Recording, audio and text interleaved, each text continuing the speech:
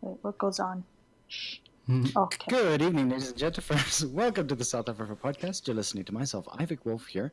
We have some very special guests this evening, as well as our very trustworthy Scratch. I'm here. Welcome. Yeah, well, you're mostly here. Mhm.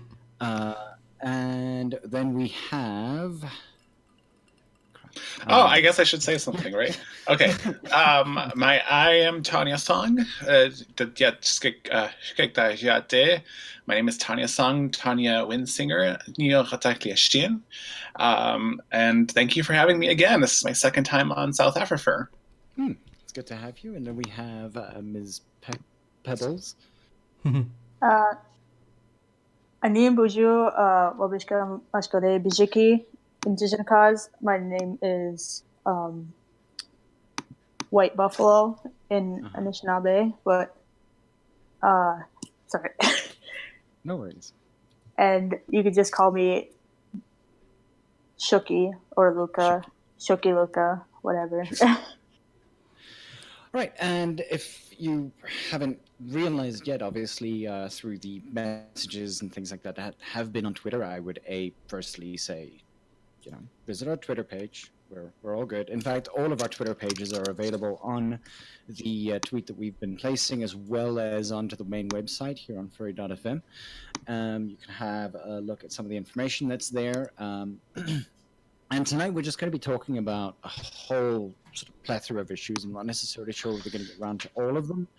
We're going to be talking about, if you haven't by now noticed, both of them are Native Americans. I'm assuming you've mentioned stuff. I guess we didn't mention our tribal affiliation, which is I guess we should do that, Luka. We both kind of introduced ourselves partially in our languages. So I am Autumn from southern Arizona and northern Mexico, and then Luka. I'm Anishinaabe from Turtle Mountain, Band of Chippewa. Mm-hmm. And firstly, thank you very much for joining us. It's an absolute pleasure to have you here because obviously with the idea of what is behind this, the idea of multiculturalism within the furry fandom, especially from south-afrifur's side. We're a South African. Myself and Scratch are both South African. We found an interest in attempting to find more people outside of just very Western ideologies in respect to the furry fandom, and we've been trying to find as many people around to sort of just talk about issues, talk about what the fandom itself means to furries within it, and also how different cultures sort of, I guess, in many ways, would I say, affect the interactions that we would have between particular people. So it's very, very important to us that we sort of get these conversations out there, because the conversations need to happen so that we can, get a bit more acquainted with everybody within the fandom, within whichever sort of areas they're from. So with that being said, obviously, first sort of thing that many people would say is that, Native Americans are all the same, generally, from an outsider perspective. Languages aren't different. There's no sort of interesting sort of like those are weird sort of, I guess, European ways of looking at it. For instance, I mean, you'd look at South Africa and you'd think almost the same thing. There are like 11 different official languages. 9 of them sound the same. 9 of them are supposed to sound the same, but like 4 or 5 of them, yeah. But that's the sort of thing. I mean, you're looking at Xhosa, you're looking at Zulu, and you're thinking, but Xhosa and Zulu sound exactly the same, but they're really not, because they have differences in the ways that the interactions happen, and it's something that we sort of sometimes it falls by the wayside, I think, and it's something that's necessary for us to just sort of delve into that idea for a couple of seconds. So what I'm going to ask is that, I mean, just maybe talk about your tribes a little bit more, and let us know exactly sort of what's a bit more sort of like interesting to sort of look at that kind of perspective. I guess I'll go first, and so this is Tonya, and so going back to your whole everything you just said now, which was the Western perspective on non-Western peoples, and I think people know like about 10, 20 names of tribes, generally speaking, probably sometimes less. Maybe I'm being too generous than what the general American public knows, but there are actually 573 federally recognized tribes in the United States, and that is Dang. only in the United States. That is only in the United States. We're not including Canada and Mexico. And then, if you want to keep going all the way down to Central America, South America, this is all what we call Turtle Island, which is our sort of way of calling this landmass that is generally referred to as the Americas. And with that, 573 and again, this is just in the United States, 573 different languages, different cultures, all with their unique traits. And interesting, some of them have similarities with each other, like Portuguese and Spanish are similar. So Athabascan languages such as Navajo and Apache are similar. So you get the whole diversity of it. And I think the Western lens tends to bunch up non-Western peoples in the same way it does to Africa, in fact, where I don't think people realize how many ethnic groups there are in Africa, and different languages and different cultures, and just how big Africa is, for that matter, how many United States fit in Africa. So in regards to us, as a pretty invisible minority in the United States, I think there are a lot of the general public, both within the United States and beyond, tends to not realize just how diverse and how much there is of our cultures, and that not only we've been working to keep alive and revitalize, but is still existing, has continually existed. And that's obviously something that we can sort of like focus on in many senses. But I mean, what I do want to sort of ask, and what we can sort of focus on here is that, like, how does the furry fandom sort of in any way, how exactly, questions. I'm, for some reason, I'm very nervous. But what I do want to sort of like focus on is that how does your goodness, I need to word this better, and it's written down and I can't word it. Come on, I think you can do it. Yeah, you'd think, right? How does your tribe and your tribal background, for instance, allow, or how does that influence the way that you've entered into the furry fandom? Luka, do you want to start this one, or do you want me to start again? I don't think that. Well, for me, it didn't really influence me into the furry fandom. I just my influence is like Disney movies and stuff like that. But I do take a high interest in like animals and all that. And our tribe, we have like the 7 teachings, and a lot of them are associated with animals, like the wolf, the buffalo, the beaver, the deer, and all of that. And they all have like meanings and stuff like that. Like wolf represents, or deer represents honesty. The beaver, I'm like nervous, so I can't remember, but I do know. No worries. What the heck does the wolf stand for? But basically, I made my first persona a wolf. It's a maned wolf. It comes from like southern, but I still it's based off a wolf. And humility. That's humility. That's what it stands for. Okay. And I kind of based my character off of humility and stuff like that. And it wasn't really like from my tribe that I got into the furry fandom, or like you know, Mm. and Yeah. it was more like Disney movies. I was always That old it was chestnut. never. Disney's always like it seems like what almost 60 to 80% of the furries were influenced by Disney from a young age, kind of thing. That old chestnut. Yeah, I think that for me, I feel the same way. I don't think anything regarding me being native pushed me toward being a furry. I think that it was more the cartoon influences and the wanting to be an animal.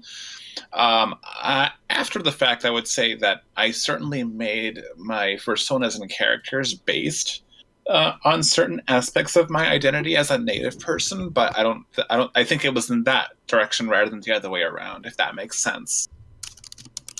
Yeah, that does. Frantic typing. Oh, yeah. Okay. So one of the things that sort of with that kind of sort of perspective on things, I mean, the fandom itself has, I guess, in many senses, taken particular. Can you hear me? Yes. Yeah, Mm-hmm. I can hear you. That's fine. Okay. Has taken certain liberty to heart in the way that it portrays itself in some senses, in the way that it's portrayed certain furry characters in traditionally Native American garb, for instance. And I know that we've sort of spoken about this, or at least this conversation has been breached by, I believe it was another podcast. Tonya, I remember you mentioned it to me. Yes, it was Sahoni and Wolf, who are Eastern Men, Cherokee, and Comanche, respectively, were on Barking Point's memo, and they had a conversation about native cultures and how the fandom perceives it, including the conversation about cultural appropriation.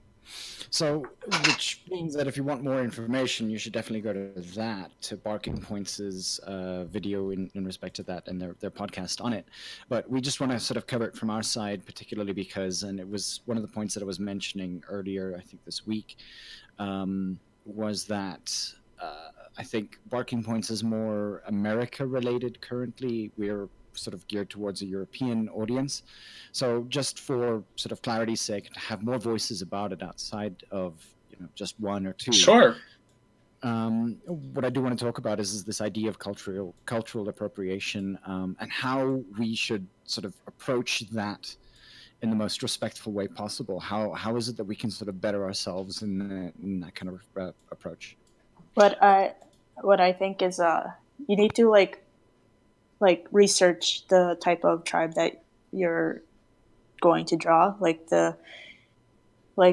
The many tribes have their own unique artwork and the way they do things and the way things are represented and stuff like that. And a lot of people like to associate the headdresses and really cliche chokers and all that stuff, and not every tribe has that. And then when you ask these people what they're doing and who they're representing, they don't know what to say. They just say, well, I just wanted a Native American character. And whenever they say that, you're like, well, that's kind of disrespectful, because you're basically stereotyping every single Native American into one thing, and that's very disrespectful to me, and it hurts me, and it probably hurts a lot of other people. And this just doesn't go on in the furry fandom. It goes on in many other fandoms as well. It's not just in these. I'm sorry if I said anything wrong. No, I think you're fine. I was. What I would add, I guess, is I think that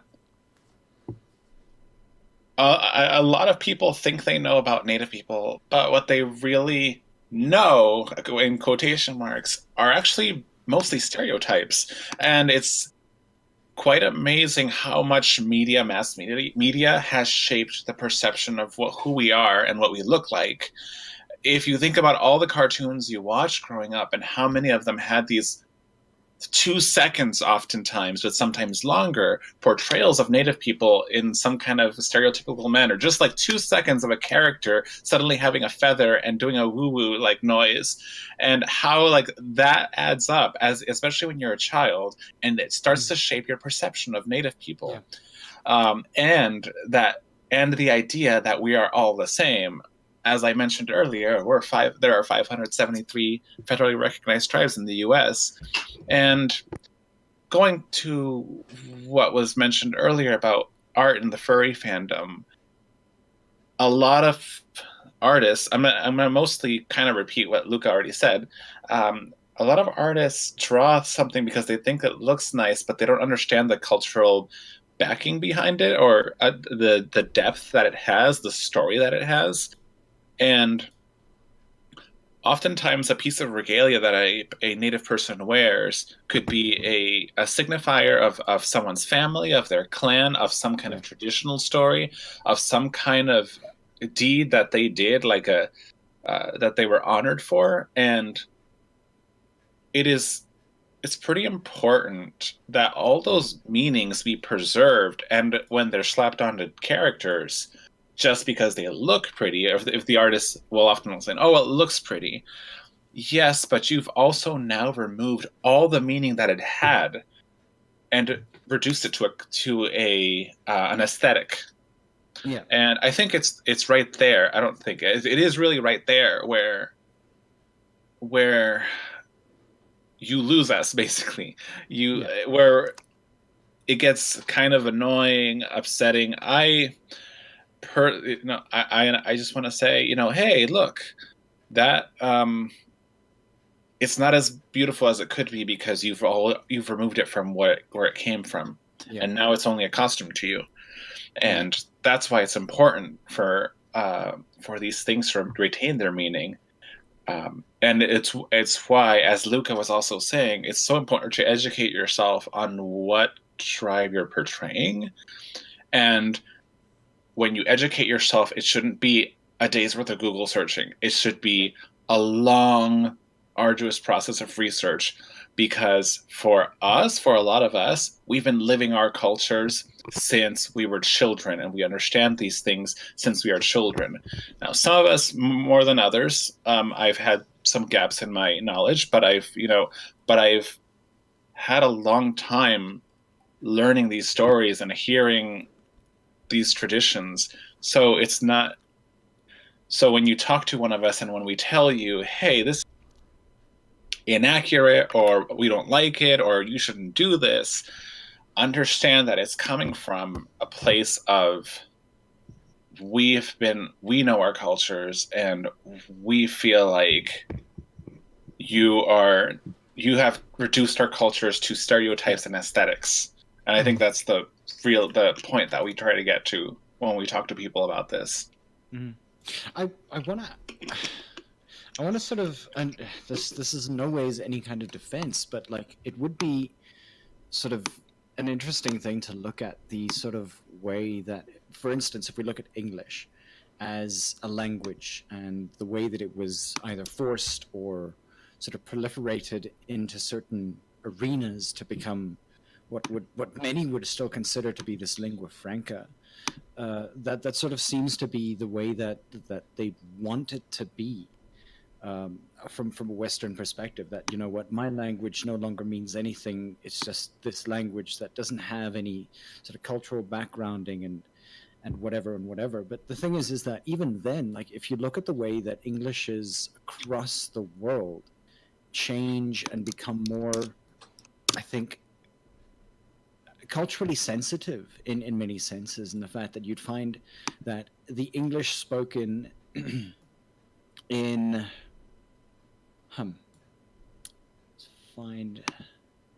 let's say I'm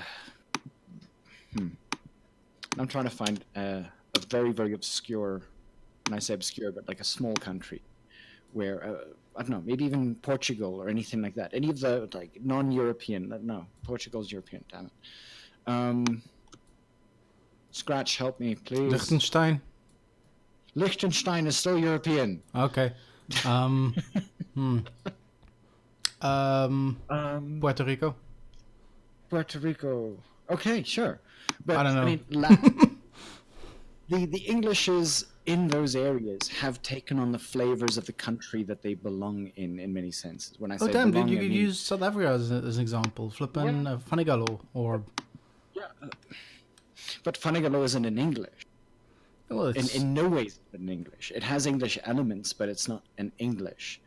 Yeah, as much as that it's like 70 to 80% other languages, other combinations.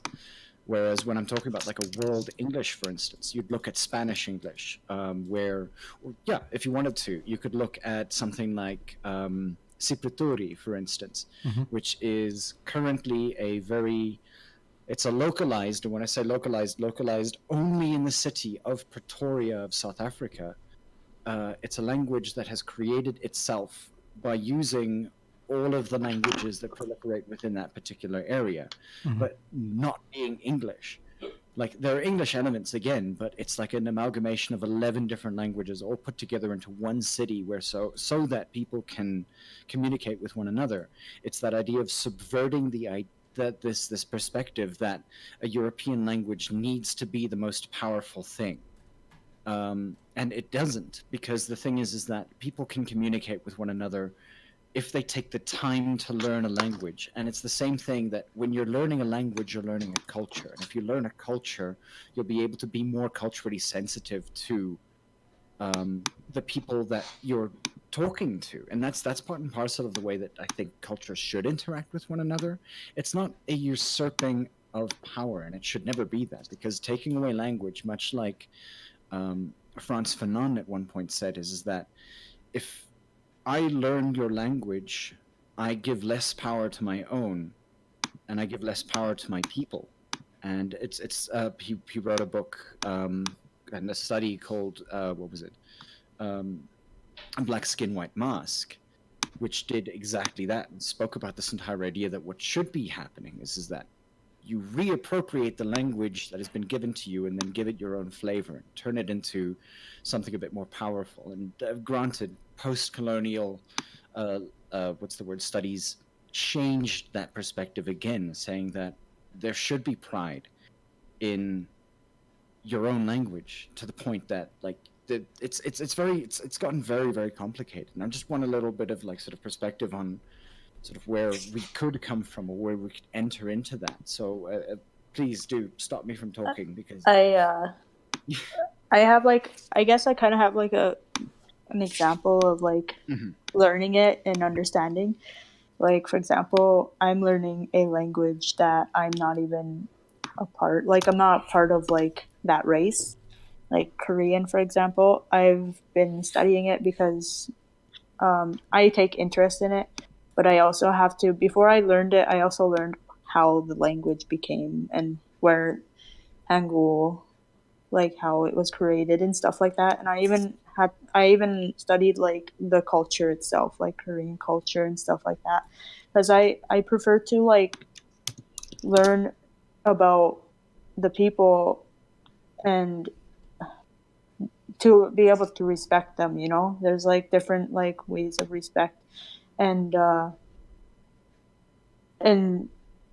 guess the same way with like learning indigenous cultures, you have to respect that tribe or culture before you like learn the language. You can't just like learn the language and just say like, I mean you can, but you have to have respect for it, you know?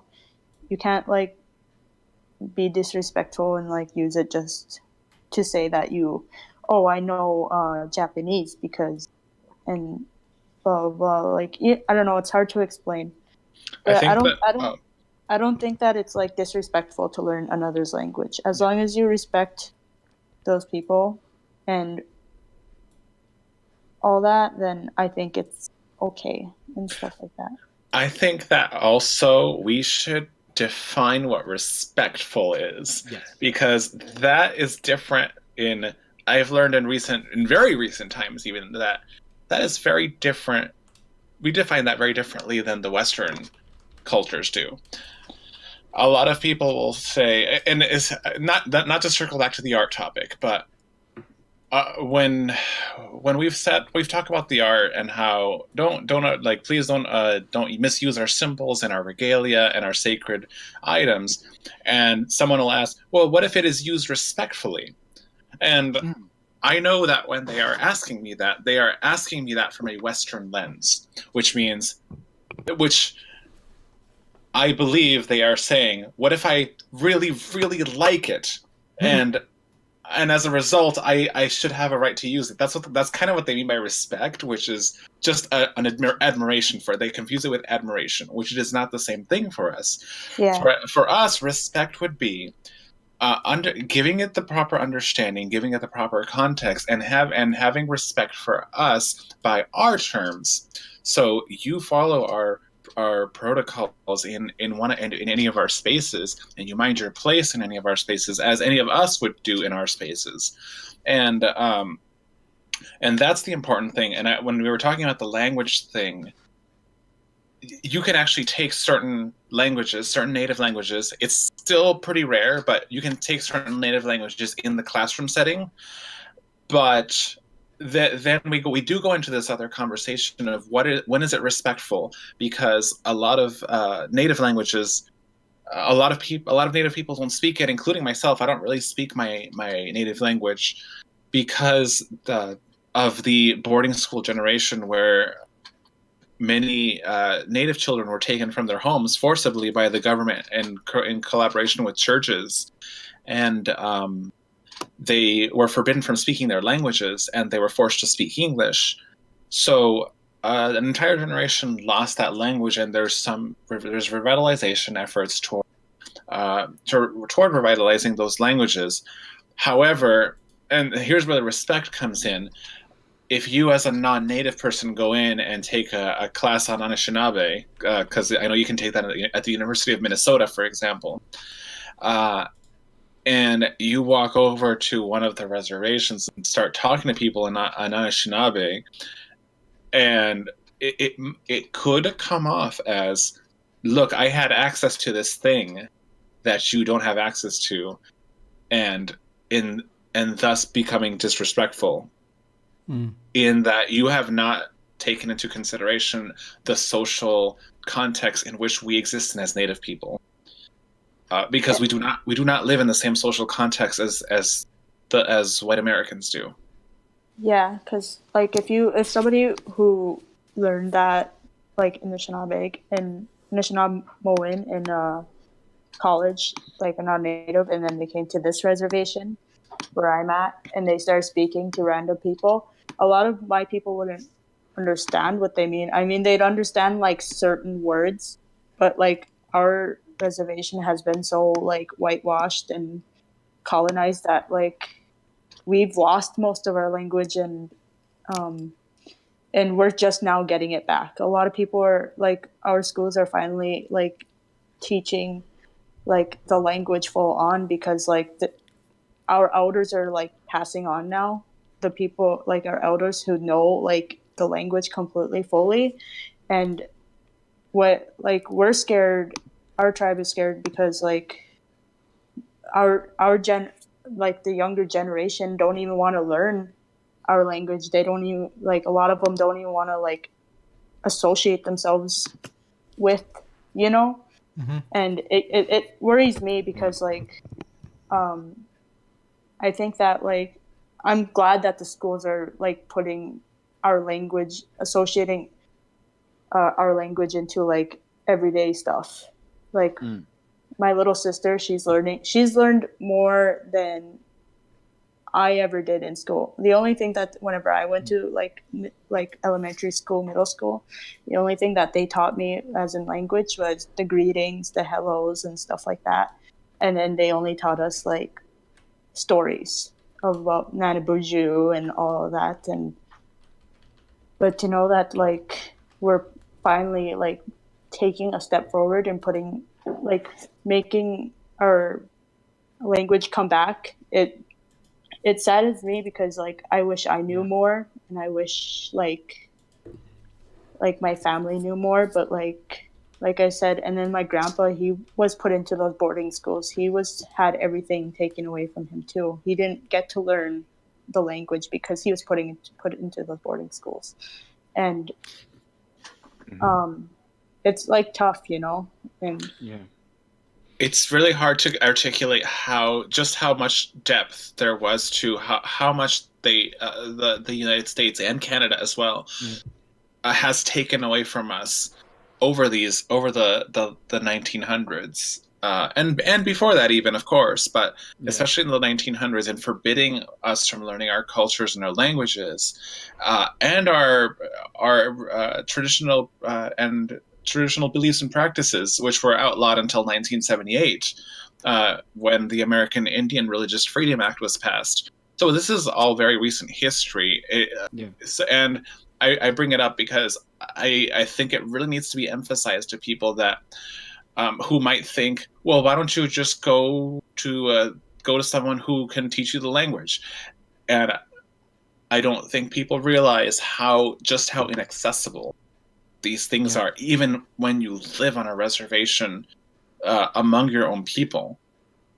I mean, and that brings up a separate question. That imagine, for instance, some person who's the son of a historian or anything like that, who had access to all of the things that have been taken away, is able to use the language without understanding the culture behind it.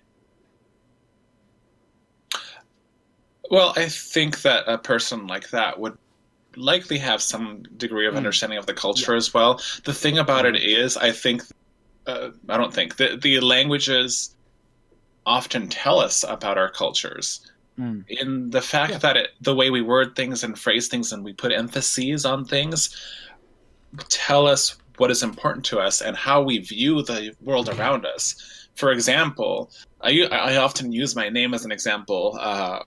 My name, which is Nio Ratakli Hashtin, which is a wind singer, was given to me by one of my elders. And the word for singer is the same word as the word for healer, which tells you what about music in our cultures, the importance of it and how we view it and how we view healing. You know, and there are things like this that our languages tell us about how we view how we view the world around us and and what our perspective is like. Because I've been sort of, for the last, I think, 5 minutes, I was in my head, I was thinking about the current situation that's going on in New Zealand. I'm not sure if you're familiar at all with what's going on there currently, where a large amount of people who had converted to Christianity, for instance, are currently defending very, very heavily both Polynesian cultures and saying that, like, you know, we are Christian people. Don't don't make us quiet because we're saying things that are uncomfortable. From this very sort of almost westernized perspective. I'm not sure if you're sort of familiar with the entire idea that, like, it's almost like it's on the other foot. That, like, you brought us Christianity. We've used Christianity to, you know, raise our kids in this particular way, and now you want to take that away because you're saying particular things that, you know. Well, I can't speak for minority people because I'm not one of them and I don't know their situation. Yeah. But I mean, like, there must be similar situations, I think. So there, I don't have the exact statistic for it, but certainly a lot of Native people are Christian, in fact, and in my tribe, a lot of people are Catholic, and it's a complex conversation, and it's one that requires an understanding of both Christianity, not both of Christianity, of the history of colonization with Christianity, and the beliefs and practices of and worldviews of Native people and how the three interact, because I taught, so I don't claim to know everything of everything, but I did teach a class on Christian theology at one point, and so I feel like I know Christianity with a fair amount of intimacy. And what I would say is the beliefs of Native people in general are at odds with Christian ideology. Now, the average Joe, the Native average Joe, might not immediately see these differences. I see them because I've studied some of these things more extensively than most. And again, I don't claim to be an expert on any of the above topics, but for example, one of the things that I always talk about, and this is again on Native perspectives on how we view the world, a lot of Western storytelling will talk about evil as the darkness and the good as the light. Mm-hmm. And that is from Christian theology, the Christian philosophy. And even those who are not Christian but have been raised in a Western setting will still talk in this way. Will still talk in this way where they talk about the darkness. When they talk about evils in the world, they'll talk about darkness, and then we need the light. Show us the light, and they'll still talk in that kind of philosophy. But for Native people, the darkness and the light are two sides of creation. They're both a part of creation. They're both important for different reasons. They're our universe. So it's things like this that and that was just one aspect of it. But like,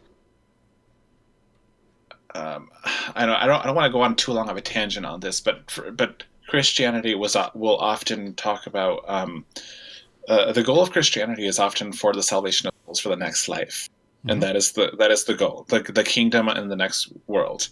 And whereas indigenous communities, indigenous cultures and beliefs, some of them will have this monotheistic God, so to speak. God is maybe not the best term to use. Creator figure, perhaps, is a better term to use. However, everything that is done, it is done for the better of the community. And so the focus is different. On the values are different. The end goals are different. And often there will be people who say, "Oh, they are compatible," and personally, I don't think they are. But that is just my take on it as a Native person. I agree with the like there's people who kind of associate with the light and dark thing, and I agree with that. Like, not a lot of people around here. I'm sorry if my audio is kind of weird. I had to take out my headphones because I had to charge my phone. It's on 9%, but I like with the light and the dark thing. I agree with that. Like we were taught about the indigenous one as well, but a lot of people go towards the Christianity one more. And I talked about the light and the darkness, but that's just one aspect. What I'm trying to get at is that the way we have traditionally viewed things before colonization is very different in a number of minor and major things, but a number of mostly minor things that really do shape the world. Shape the way we interact with the world, the way we interact with each other, and that's important because we can teach in a very frankly put broken world. We do have a lot to offer. Often people think of us as a people in poverty, or a people who are primitive, who cannot offer anything of the world. We kind of just exist in our own on our own way and do our own thing, but there is a lot we can give to the world in the way we view things, in the way we interact with each other, the way our stories and our cultures teach us things. Yeah. And I mean, obviously we're also still furry in many senses of the term. I want to tangent sort of back a little bit, because I want to take that kind of perspective. And what exactly was it that the furry community, in the senses that it exists, sort of, what was it that the furry community was giving or doing or expressing that made you want to join or be part of what, I guess, in many senses it stood for? From either of your expands, I think either of you can go first. Let's we'll go from there. So what exactly was it that the furry community represented that made you feel that you wanted to be part of it? I like drawing animals. Yeah, I think this is the type of question that's like has a pretty straightforward answer. We just like being seen as like animal people, and that's certainly it for.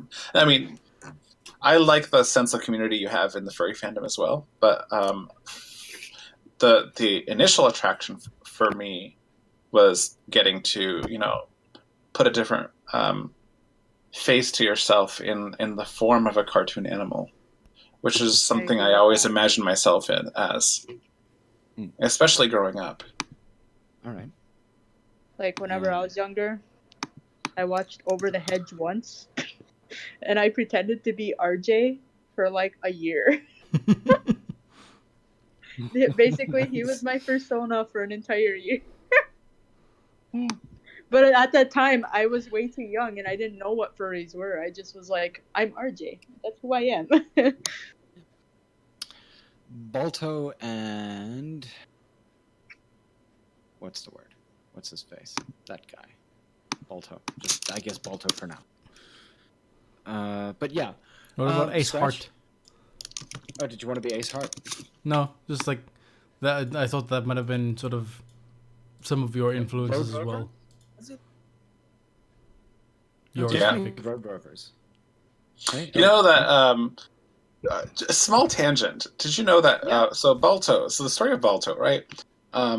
Takes place in Nome, if I remember correctly. I'm pretty sure that's I'm talking about the movie in this. It takes place in Nome. Did you know that 50% of the population in Nome is indigenous? And I feel like now, looking at that fact, I wish that had been represented more in the movie. That would have been nice, yeah. I mean, yeah, it's sure, but that's definitely something that could have been nice, yes. But back then, the things were different.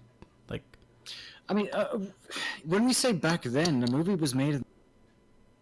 You want to tell me that people weren't thinking about it by then? You don't think that like 200 years or 300 years or 400 years or 500 years of experience in any of this kind of conversation could change any of these perspectives? The thing is that we're looking at a group of people who,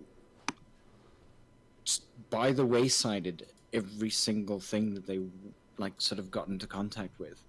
Trees, land, anything. Literally just constantly forgotten, put to the side for what we can only call progress. While progress is good, progress without direction is stupid. Well, if we're going to talk about progress, from a native perspective, at least for us, progress has been completely white-centric. Yes. In its definition. It has never... So, even to this day, anything seen as progress will exclude us, naturally. So, when we talk about progress, it's when we're given a chance to have our autonomy back, which we have lost because of colonization. Yeah. So progress for you is a process of restoration more than anything else. Mm-hmm. So I have this. I have this tweet that I have been meaning to take off as my pinned tweet. It's been my pinned tweet for like years now, and and I really want to come up with something new now. But the tweet is, "We Native people are not trying to go back to old ways. We went backwards when we assimilated. We're trying to go forward in our ways again." We talk a lot about we throw the word tradition and traditional a lot out there a lot, but I think a lot of non-natives view Native people as a people that are stagnant in where they are. We don't grow, we don't evolve. We're kind of just there, and if we're not contacted, we never change. We just kind of do the same thing, same traditions, same dances, same everything forever and ever. But in fact, we were constantly evolving. We were constantly shifting the way we lived on our respective lands. We were always shifting, changing the way we did our ceremonies, changing the way we interacted with the tribes around us, with the peoples around us. And we discovered new things as well in terms of the surrounding vegetation and wildlife could give us and what we could give to them. So this is what we mean by progress. Right. And on the subject of progress, the one of the images I think that pops up for people when they think about Native Americans, American Indians, is the person who lives in a teepee in either a forest or in the prairies or whatever, and that stereotype just is like will not disappear. It's a constant stereotype that we are faced with, but again, we're so diverse and we're always progressing, and this stereotype of us that we don't move and we only have teepees is also bad because people think of us as stupid. It sounds awful, but why weren't I do get asked, why should we respect you when you did not build cities like Paris and London? And this is not true at all. We had there was a city called Cahokia in I don't remember where it was, but it was a strong, vibrant city at one point. And then there are the Wampanoag people in the Northeast and a lot of the Algonquin peoples in the Northeast U.S. were very, very skilled and knowledgeable at how to control and manage forests. They knew how to create managed forest fires to keep the forests healthy, and it's knowledge that Western science has still not caught up with, and it was lost because of colonization. And in Arizona, the O'odham people had one of the largest, I think it may have been the largest irrigation systems, waterways in one of the largest in the whole world.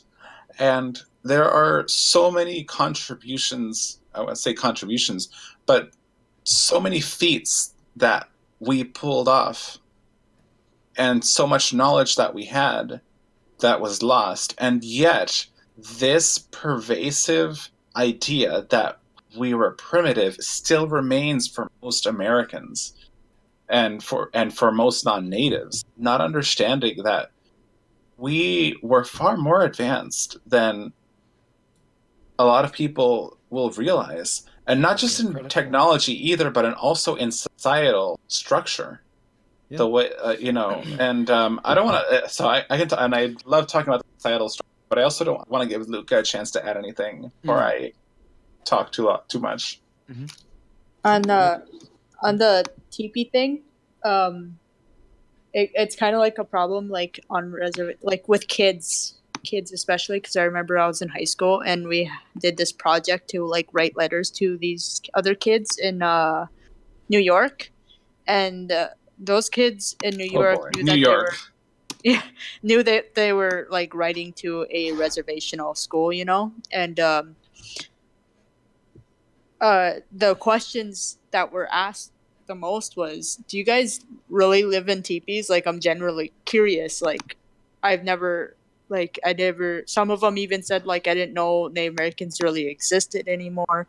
And then a lot of them were like, do you guys really still live in teepees and stuff like that? And a lot of like, I didn't write this, but like a lot of the other kids, like the class clowns, kind of were like, yeah, we live in teepees.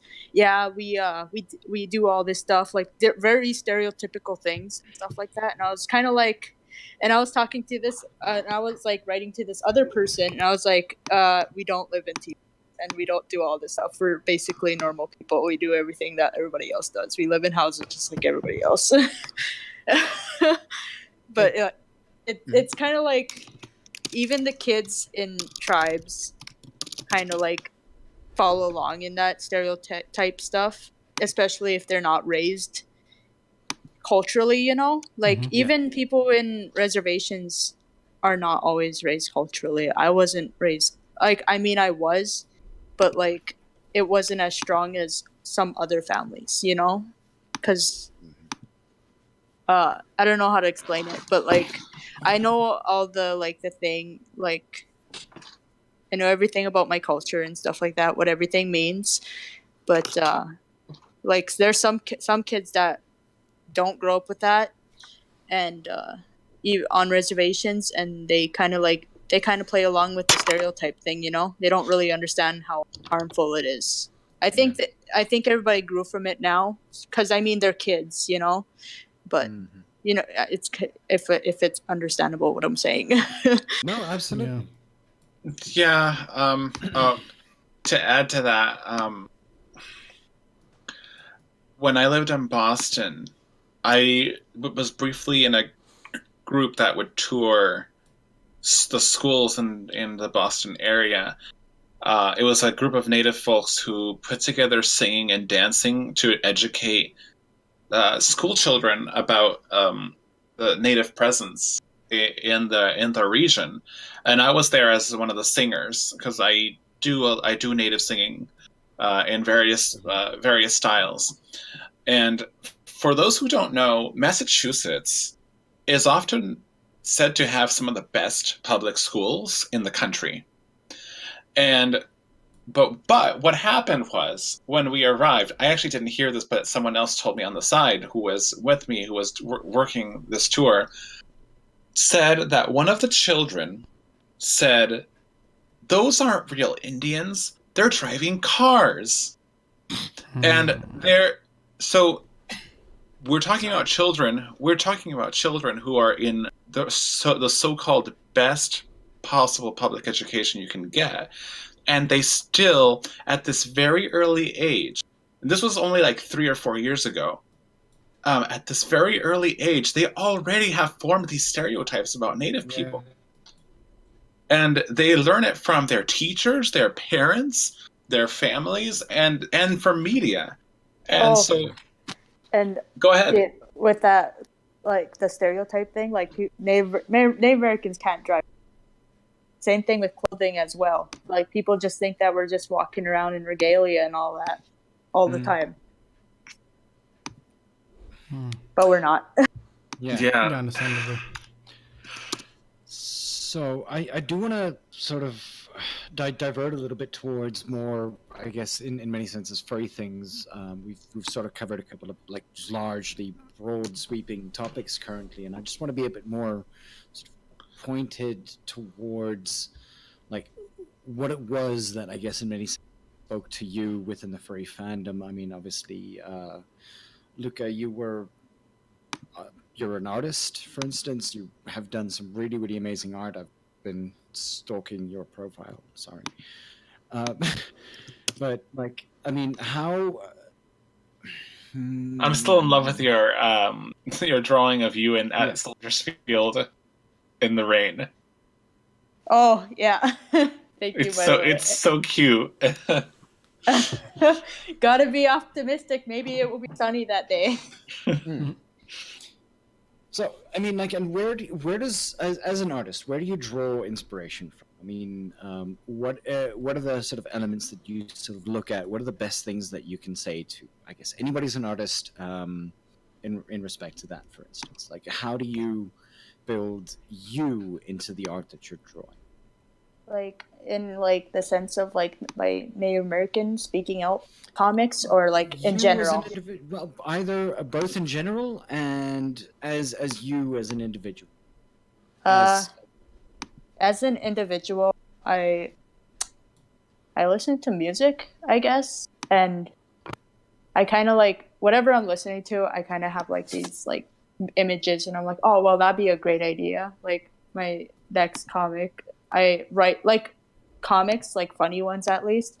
I always write them down in my notes, like, and it's not anything descriptive either. It's just like what I have in my notes right now. I just say what me saying I love this on text, and then it says me in real life, and that's all it says. But then I'll make a huge comic out of that, just that text, and that's kind of like I kind of listen to music or I see something and I'm like, oh well, that's kind of funny. I kind of want to make something kind of similar like that, but like not where it's like obviously taking from that person. It's more like on my views on this sort of thing, you know? And I thought about it, like I kind of thought about like making my comics like human instead of furry, but then I was like, you know, furry's more fun, you know? Yep. Completely agreed. A lot more expressive, yeah.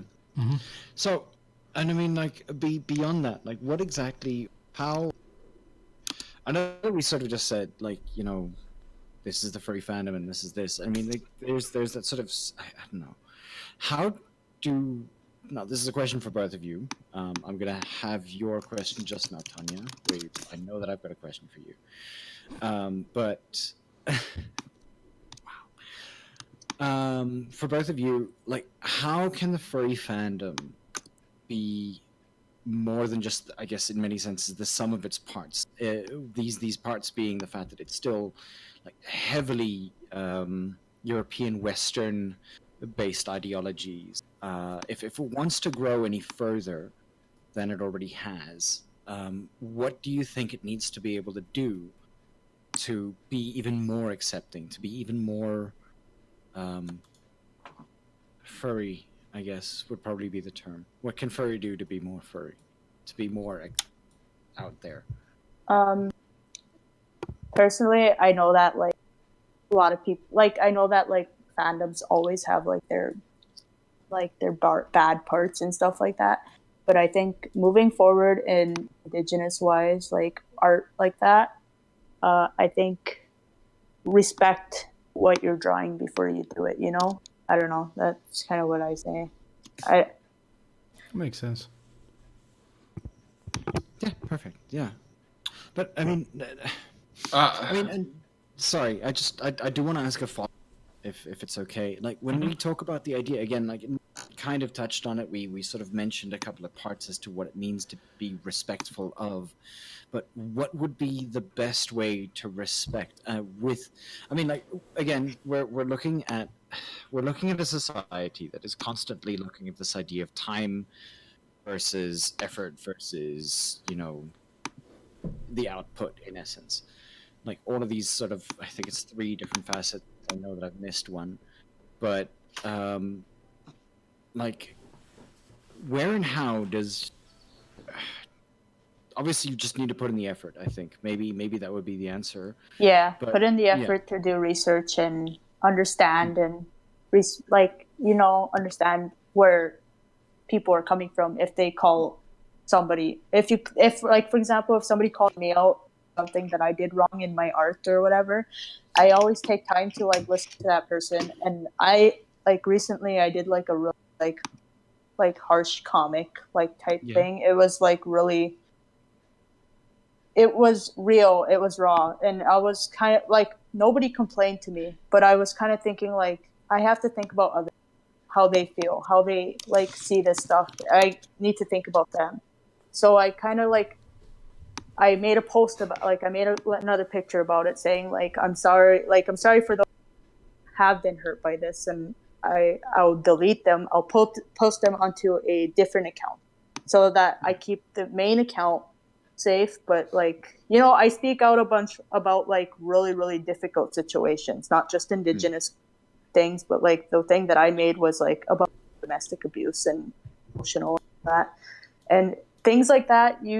And I did a lot of like research. I've been through it like relationship wise, like that. And you have to understand on like, not, you don't have to understand things on like a, like you've been there type thing, but you have to understand feel, you know, you have to understand what these things mean, what it's kind of like, I have trouble talking, you know, it's hard saying what I want to say, but whenever it comes out, kind of like, but like basically respect what you're doing. And I didn't think about it whenever I made that comic, I had to think, but after I kind of made it, like a few pages in, I was kind of thinking like, I have to think about other people, not just myself, you know?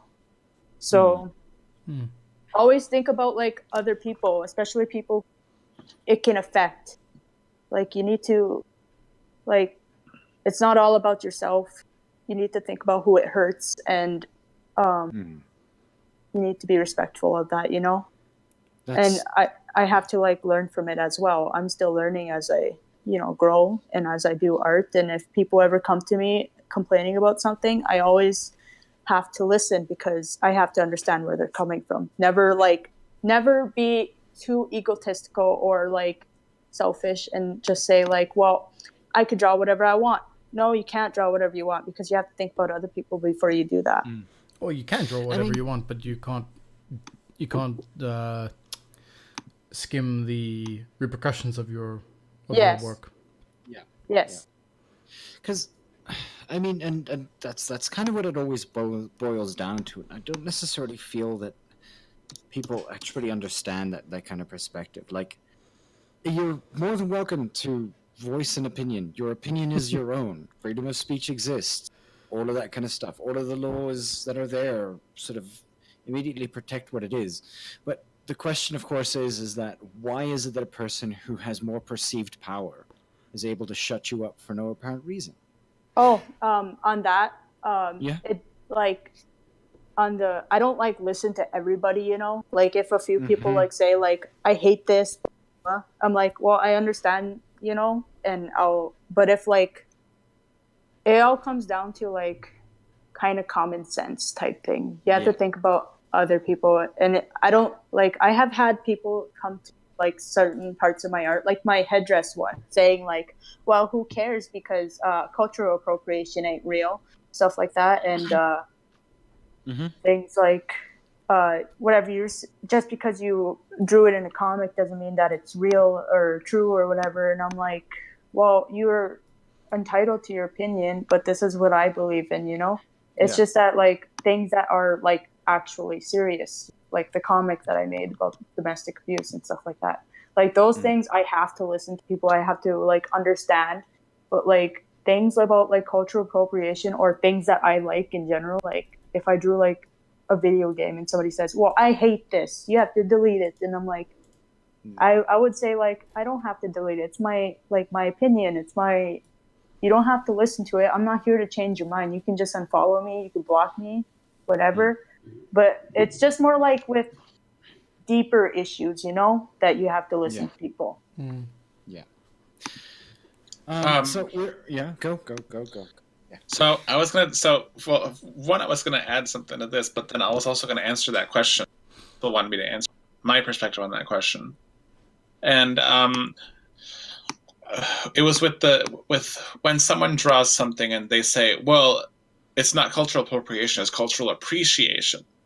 And what I was just going to respond to that is, it goes back to what I was saying earlier about how respect and appreciation and all those types of things are different from our perspective than from the Western perspective.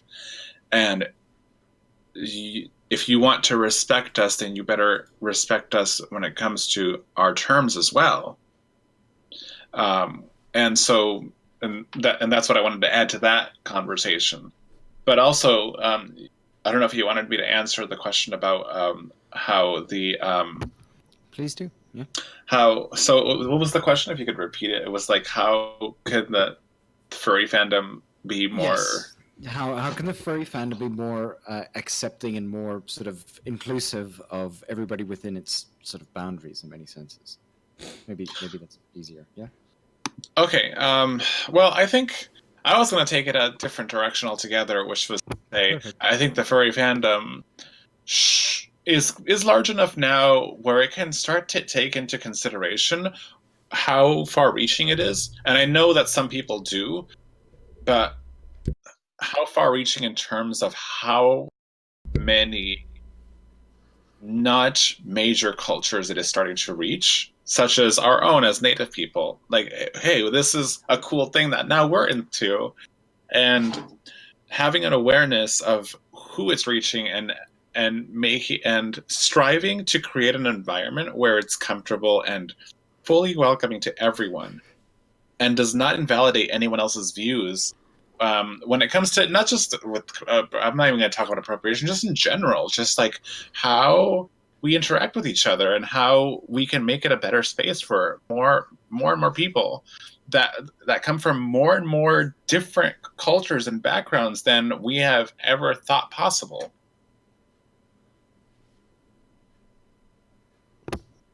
That's true. Yeah. Yeah. Okay. Sorry. I agree with that too. Hey. Yeah, I agree with that completely. Sorry, I was just thinking like, where's yeah, no, I agree with that completely, and I think that like the fandom itself has grown in leaps and bounds, and I mean, for instance, consider the idea that a South African like duo is talking to a duo from North America, not just from North America, but from, you know, you two. Like, I mean, how OG North Americans. Yeah, OG.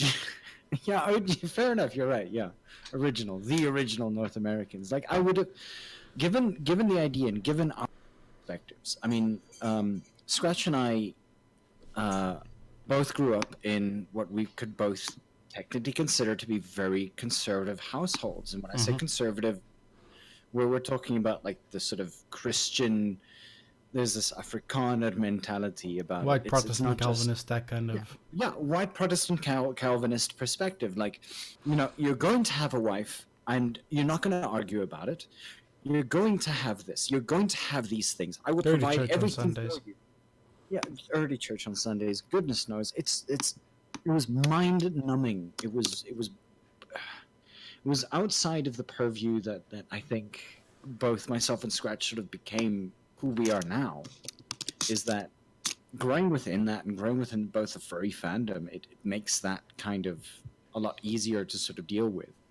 And the very fact of the matter is that like we're so much more set to speak to and understand different perspectives that sometimes I guess people take advantage of that as a weakness, in that they'll say, well, you're furry, so jog on with your culture, for instance. And that's something that I do want to sort of maybe even focus on just a little bit, in that when you sort of entered in many senses the fandom itself, and people began to find out about culture and the backgrounds that you'd come from, what was the kind of pushback that you got, and how did you deal with it? If there was any pushback, of course. Yeah, of course. I think that it's for the most part, people are uncomfortable with the fact that we did not fit the stereotype. That I did not fit the stereotype they knew about us, that they thought they knew about us, and that that just the mere fact that I exist challenges their perception, challenges their challenges their supposed right to portray us or think about us in a certain manner, and that was the biggest pushback that I've gotten, I think. And certainly there have been a lot of other things, like more severe things, even like telling me that this actually happened very, very recently, telling me that the genocide that happened to us was ultimately for the greater good.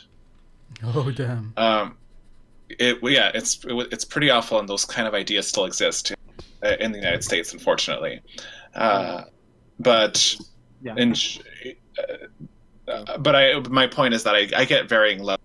Oftentimes, it's the former, which is because there is so little representation of us as Native people that when people like you, and that sounds awful, but people who come from these conservative backgrounds are finally presented with one of us, it's very, especially if we're outspoken and we're very vocal about what we believe, that it's very difficult for them. I only started speaking up about like indigenous issues whenever, like, because I was kind of like really scared of speaking up about it, and then I met Tonya and I was like, well, wow, like she inspired me to do like to say like, I'm just furry trash, just like everyone else. I'm not. but like no, but like the way you speak up about things is it's inspiring, and then whenever I start, like, I have my own way of speaking up, which is about with comics or whatever, and I kind of felt like, well, this is like, there are times where I kind of stopped, like, it seems kind of like weird to speak up through comics, but it seems to be reaching to more people, Yeah. So I kind of kept doing them. So, but even good when on I you do for the, using the medium for good. huh? I said, Good on you for using. Yeah, good on you for using the medium for good. And whenever I do make those comics, I get like a lot of backlash. Oh boy. But whenever I do, it's like, well, if I'm getting backlash for something that I'm speaking up about that is supposed to be like that I believe should be spoken out about, especially in the furry fandom, especially if people don't know the rights and wrongs when they're doing stereotypical things, and I kind of think about it, and I'm like, well, if they're speaking up about it, then it's reaching a lot of people, and it's probably like showing people that that we're here, basically. And of course, like in my comics, I don't speak for every single Native American tribe or whatever. I'm just speaking out about like just the big things, Yeah. And we appreciated you for it. We appreciate your work for it. Yeah. So, I know it's a bit sort of late in the podcast, but one of the things that I've sort of wanted to talk about for a while now, especially with Tonya, is the idea within, I think, and I guess maybe within the context of Native American perspectives or indigenous peoples' perspectives, the idea of being transgender has been an issue within, I think, the entirety of the world's sort of perspective, and especially in the year 2019, especially now, has definitely moved very, very much to the forefront of the fight for particular rights, for the ability to do things that normal people would be able to do if they were given the the idea of a massive quotation marks of what normal is. Like, how does the furry fandom sort of fall into that? Like, where or how? Because I know that there have been many people, especially on Twitter, that I've been reading recently, that have been speaking about it, have been moving towards the idea that is the case, that transgender people or people too, that sort of same argument that just shifts that barrier to that next level, to the idea that humanity should be as humanity is. That sounds weird. Well, if you're asking about the furry fandom, yes.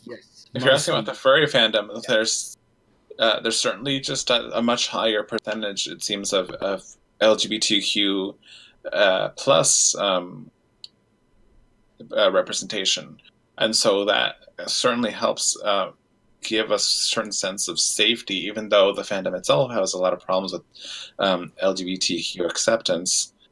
That it's a nice platform to start to explore if someone is sort of new and exploring and not really sure whether they would like to present differently or be or call themselves something different, and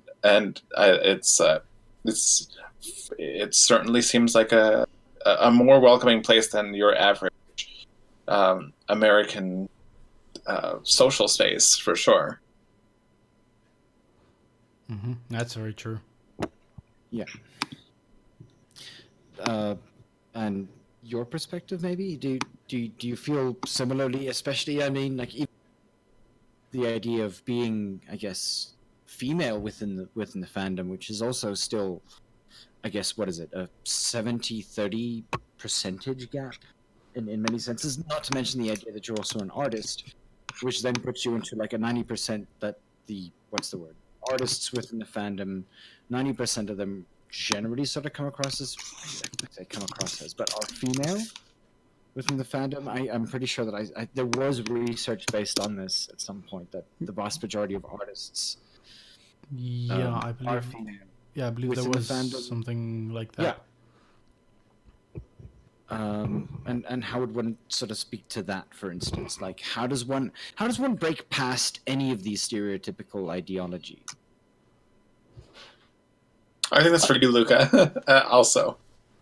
Yeah. Oh, you speaking to me? Yes. Repeat the question again. I'm sorry. As a woman and an artist, the fandom where the fandom is mostly is largely male dominated. Oh, what's it like being like female here in the fandom? Personally, I don't like, nobody really talks to me, so so I'm just kind of there, you know. But I don't really notice, like, in gender wise, I don't really notice. Everybody's kind of like the same, you know. I don't know. It's kind of like, I guess I don't really notice much of a difference. It's just kind of like I'm online drawing, making art, and then reading feedback and stuff like that. But other than that, being female, I'm not sure. Okay. It's kind of a hard question. Like what do you mean? Yeah.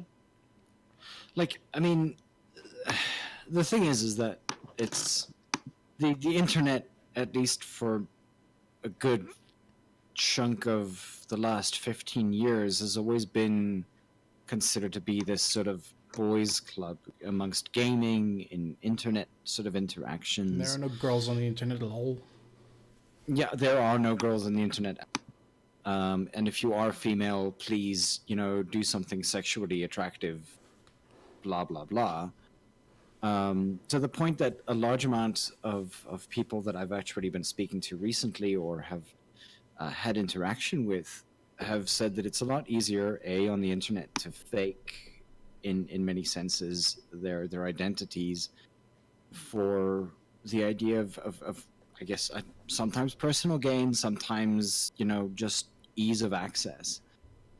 And it makes it very, very difficult to sort of understand what internet culture actually does, even though both myself and Scratch, and I think the entirety of our conversation, have sort of grown up within that kind of purview, that being who you are on the internet is tends to be more important than being something that you're not. And weirdly enough, that kind of almost falls against the purview of being furry, since a large amount of the press is that we're trying to be the best us, as possible, and the fact that we can't obtain it means that it is that sort of fantasy that we kind of focus on.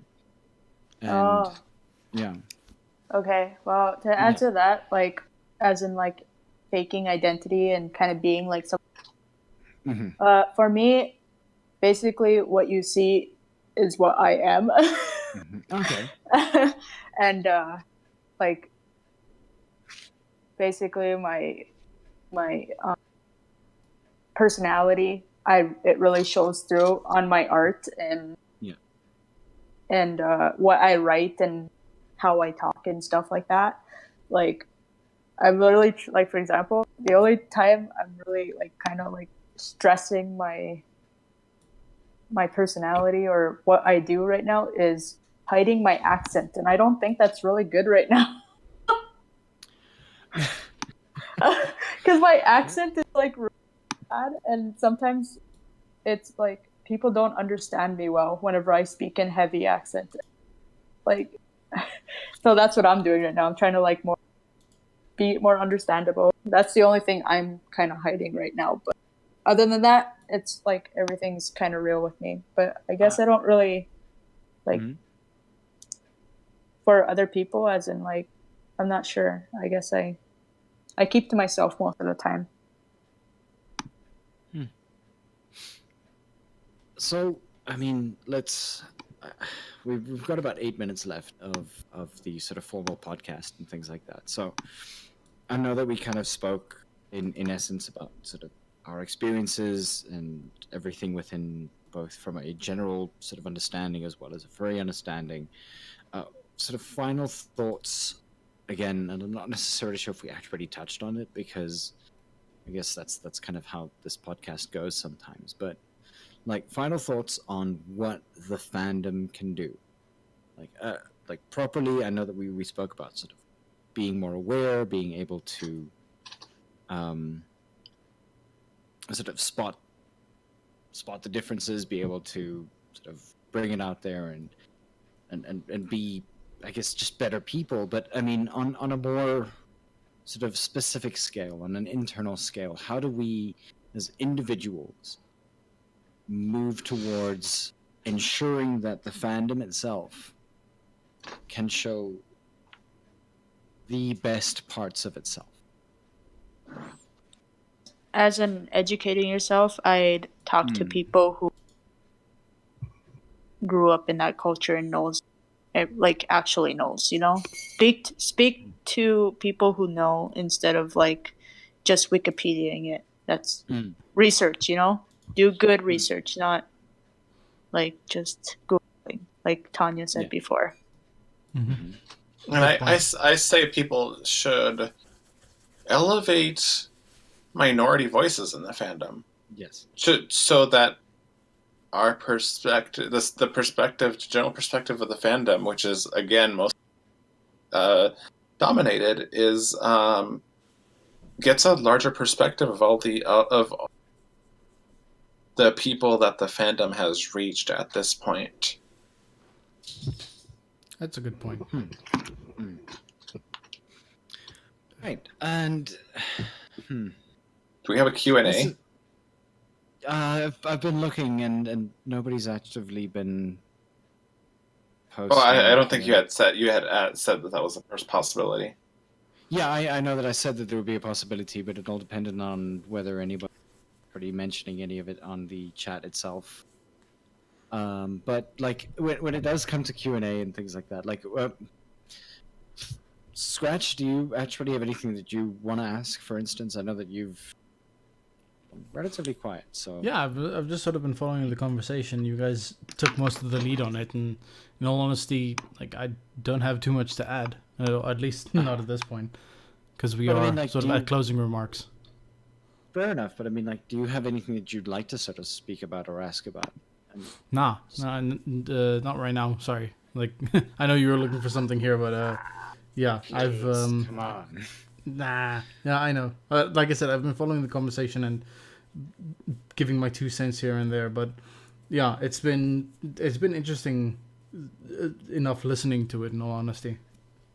I mean, and it's firstly thank you both of you for joining us and everything like that. It's really like good to be able to have these kind of conversations as often as we possibly can, and it allows both myself and Scratch to sort of just open ourselves to different possibilities, to be able to do, as well as our audience, of course, to be able to sort of do a little bit more, to be able to just do what's necessary. Yeah, and if we can provide a platform yeah. for minority voices, like you said, then by all means, our platform is yours. We are happy to help out.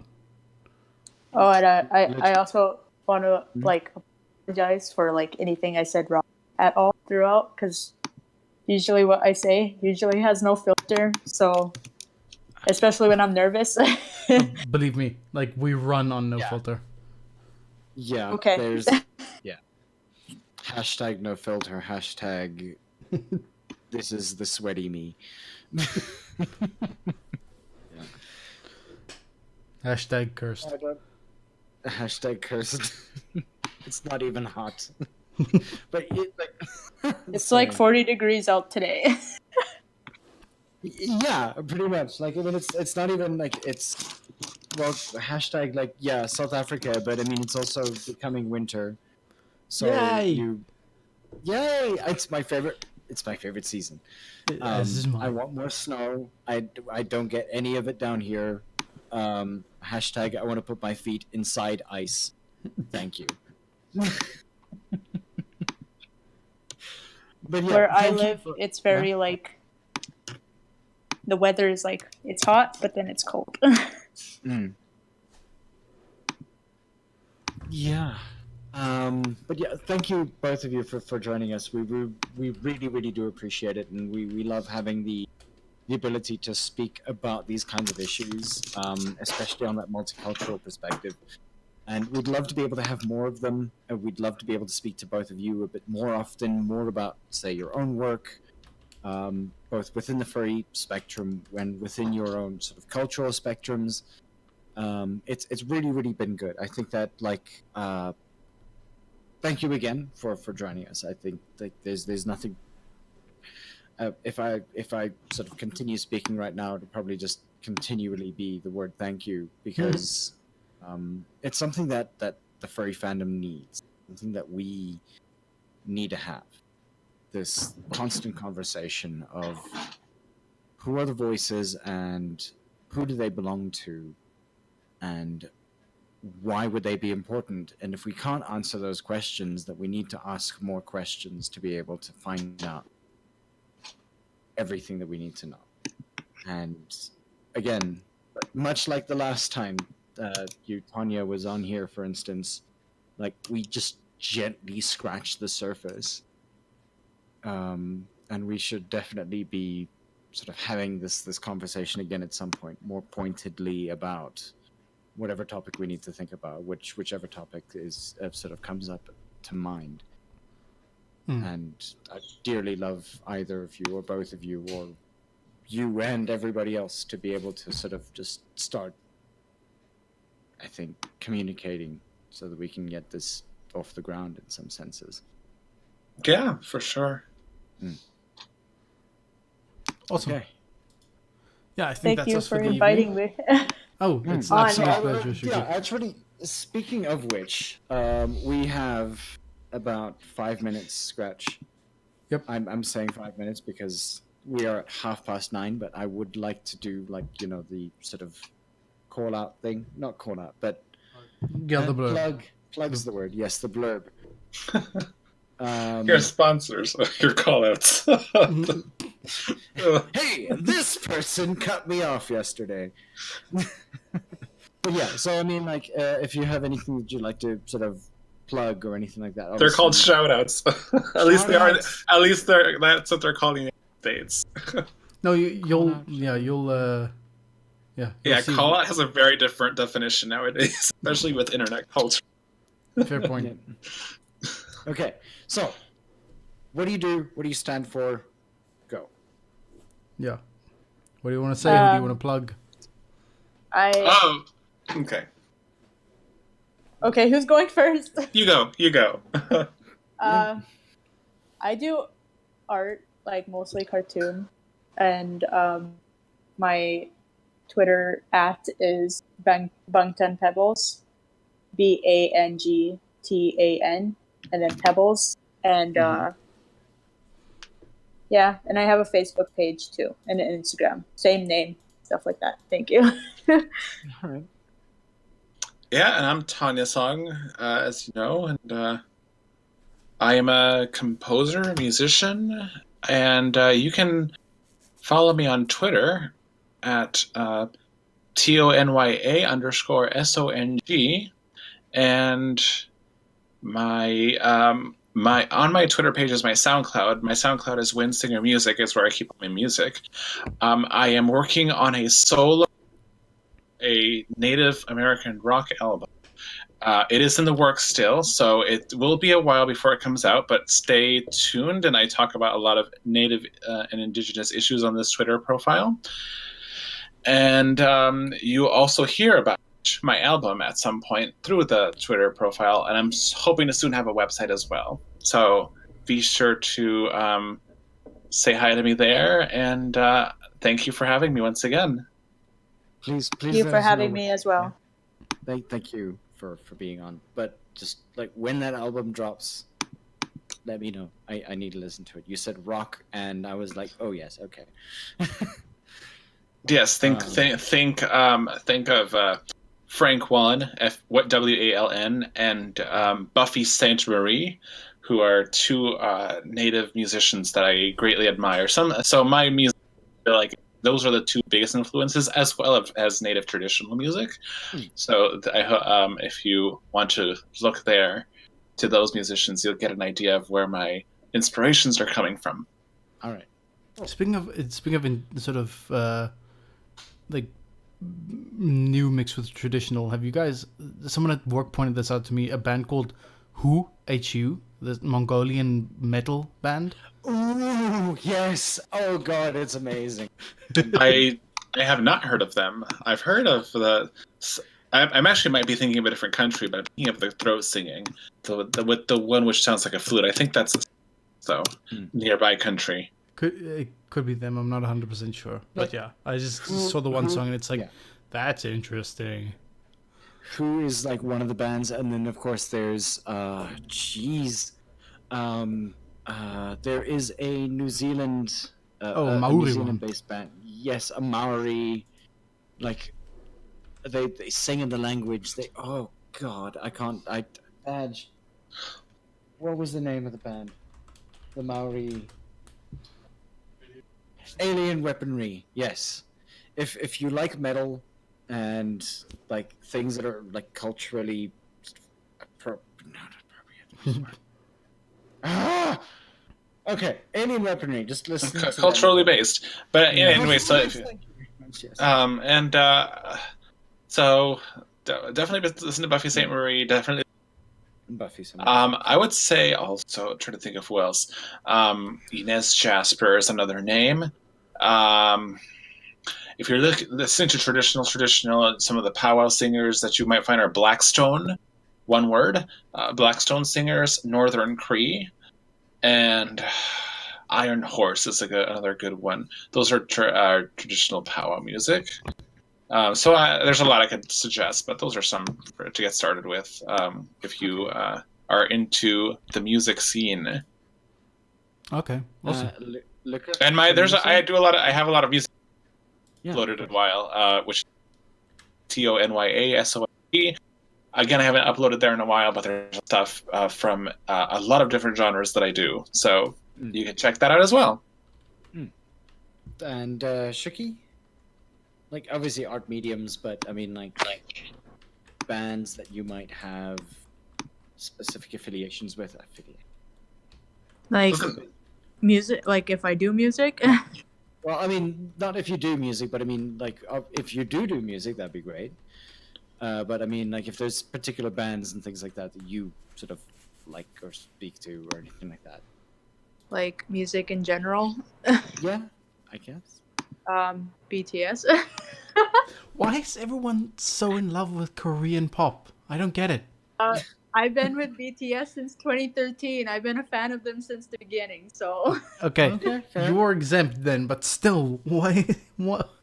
Oh, I don't know. get it. They started getting really big in 2016. Like after their song "I Need You," they finally hit 1 million views, and after that, they went up. And I'm so surprised that they got so big. I'm so proud of them. They were on SNL for crying out loud. Wow. But I listen to everything. I listen to like all genres. I don't just like listen to but like BTS are my main. Alright. Yeah, fair enough. Okay, so it is currently 24 minutes to 10 o'clock here in the CAT time zone. We'd like to thank both of you for being with us this evening.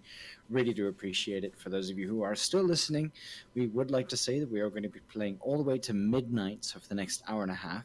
Is it hour and a half? 2.5 hours. Is it 2.5 hours? Yes, it is. Okay, thank you. Will this be re-uploaded? Yeah, this will Yes, be of course. uploaded on YouTube.